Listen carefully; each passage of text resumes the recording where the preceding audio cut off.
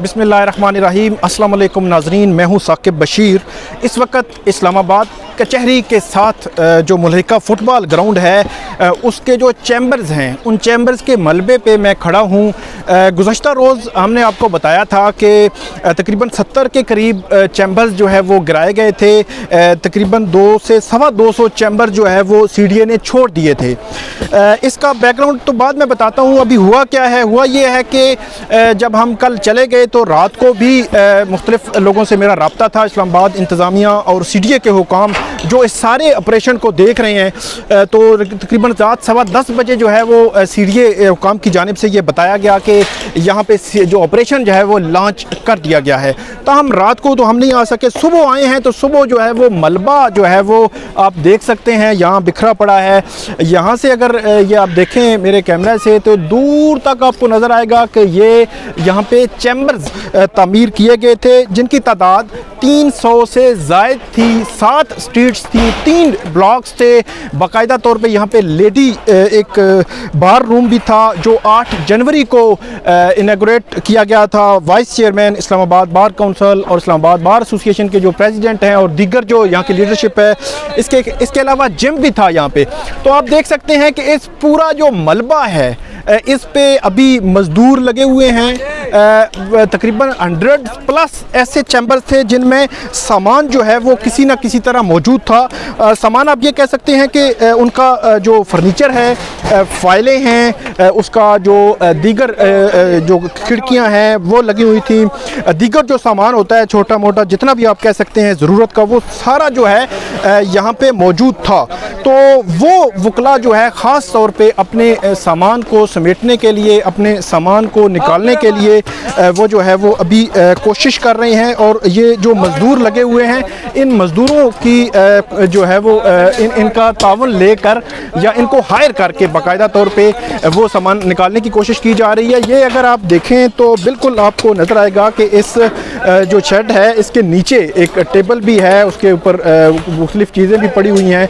तो इस तरह का सामान है। और यहाँ पे हर जो चैम्बर था उसमें ज़ाहिर सी बात है वो लाइट्स भी लगी हुई थी या बिजली का मुकम्मल जो है वो बंदोबस्त मौजूद था। वकला के दीगर जो साजो सामान है वो भी मौजूद था। तो ये सूरत हाल है यहाँ पे। इस तरफ भी अगर आप मेरी लेफ़्ट साइड पे भी अगर देखें आप तो दूर तक आपको नज़र आएगा कि ये सारा जो मलबा है वो पड़ा हुआ है। यहाँ पे एक ये आप सामने देख सकते हैं कि ये इमारत जो है वो थोड़ी कम गिरी है, तो इस पे भी अभी भी जो सामान है वो निकाल रहे हैं वकला। अपना जो ज़रूरी सामान है उसको निकालने की जो है वो कोशिश अभी जारी रखे हुए हैं। इस तरफ आप देखें तो आगे भी एक चैम्बर था जिसमें से सामान जो है वो निकाला जा रहा है। इसके अलावा एक अगर आप हमारा देखें तो डबल स्टोरी बिल्डिंग थी, उसको भी गिराया गया है। तकरीबन इन 300 से ज़ायद वकला के चैम्बर्स में 10 तकरीबन ऐसी इमारत थी जो या उसको आप चैम्बर्स कहें जो डबल स्टोरी बनाए गए थे। और उन पे ज़ाहिर सी बात है नीचे भी वकला जो है अपना चैम्बर वर्क करते थे और ऊपर भी चैम्बर वर्क जो है वो जारी रखे हुए थे। तो ये सिलसिला वो जारी रहता था। गुज़श्ता रोज़ भी मैंने आपको बताया था कि ये 2015 से ये सिलसिला शुरू हुआ था। और ये आजकल शरीयत कोर्ट के जज हैं सैयद अनवर शाह साहब, उनकी दौरे सदारत था। उनके दौरे सदारत में ये जो काम है वो शुरू किया गया था। उन्होंने ये सबसे पहले उनके दौरे सदारत में यहाँ पे जो फ़ुटबॉल ग्राउंड था, इस फ़ुटबॉल ग्राउंड में सबसे पहले काम जो है वो एक्सटेंशन आप कहें, इसको कब्ज़ा कहें, गैर कानूनी चैम्बर्स की तामीरात कहें, तो ये काम जो है 2015 में शुरू किया गया था। जिसके बाद 2016, 2017, 18, 2019, 2020 हर साल ये होता था कि तकरीबन आप अगर ये कहें कि 6 से 7 स्ट्रीट्स हैं तो हर साल एक स्ट्रीट की एक्सटेंशन होती थी, मतलब कब्ज़ा जो है वो आगे बढ़ाया जाता था। इस साल भी जो चैम्बर्स बने हुए थे इससे आगे भी 2-3 स्ट्रीट्स जो है वो बढ़ाने की कोशिश की गई थी। लेकिन जैसे ही यहाँ पे सामान वकला ने रखा था इस गैर कानूनी चैम्बर्स बनाने का, तो फौरी तौर पे CDA ने ऑपरेशन किया था और ऑपरेशन के बाद ये चैम्बर जो है वो उसको रिमूव कर दिया था और वो चैम्बर बन ही नहीं सके थे। उसके बाद हुआ ये कि इस्लामाबाद हाई कोर्ट में 2019 में मुख्तलिफ जो दरखास्तें दायर हुई। F8 के जो मकामी थे, एक खातून थी शहनाज भट्ट, उन्होंने एक एप्लीकेशन दायर की थी कि यहाँ पे ये मल्टीपर्पज़ ये ग्राउंड था, उसके बाद फुटबॉल ग्राउंड का भी नाम इसको दिया जाता है।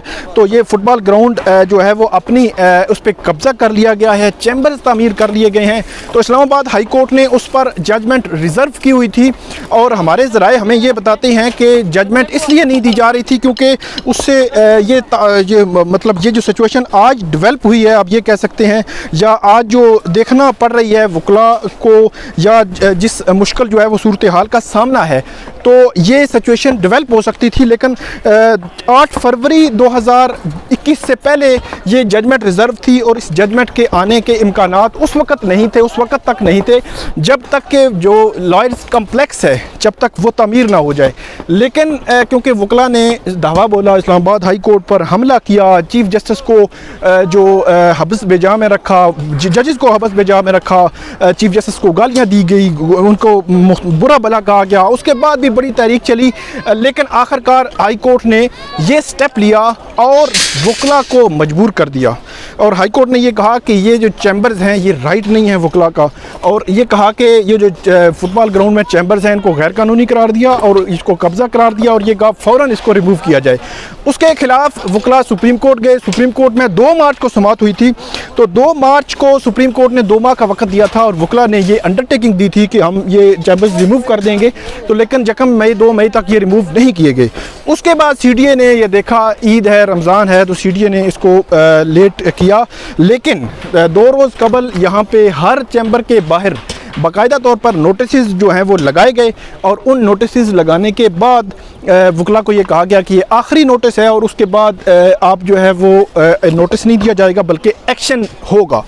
अब हुआ ये, रात को ये 300 से ज़ायद चैम्बर्स मुकम्मल तौर पर गिरा दिए गए हैं, डबल स्टोरी बिल्डिंग्स गिरा दी गई हैं। जितने इनके बाररूम थे, स्टडीज़ का जिम थे, या जितनी भी चीज़ें थी, स्ट्रीट बनी हुई थी, इनकी जितनी फैसिलिटेशन थी मुकम्मल।